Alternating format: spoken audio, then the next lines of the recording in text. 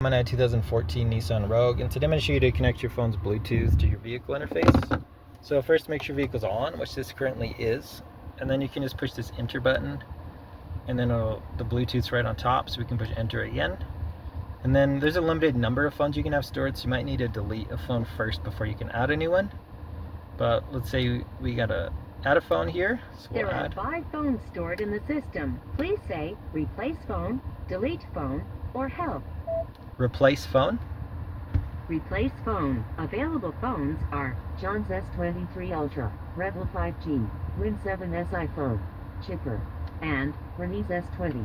Please say the name of the phone you want to replace. Current name is John's S23 Ultra.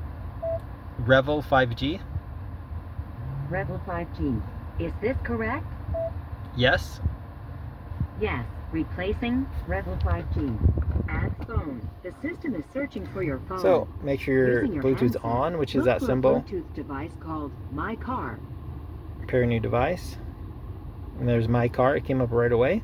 Sometimes this might take a few minutes. You might need to restart your phone. The pin matches using the handset. So these random numbers it generated do match. So we'll confirm that. And then Rebel 5G. Connected. so we're all synced up now, so you can connect your phone book, your messages, things like that if you'd like. It makes it a little easier for taking calls while driving.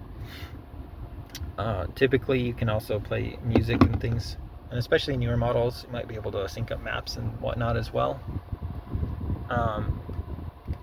But yeah, as you click through the media here, this is your Bluetooth audio, so this is where you should be able to listen to music from your phone. If you're having issues from this screen with it working, double check that your volume's on your phone as well as on the vehicle. But otherwise, I hope this was helpful. Hope you have a wonderful day.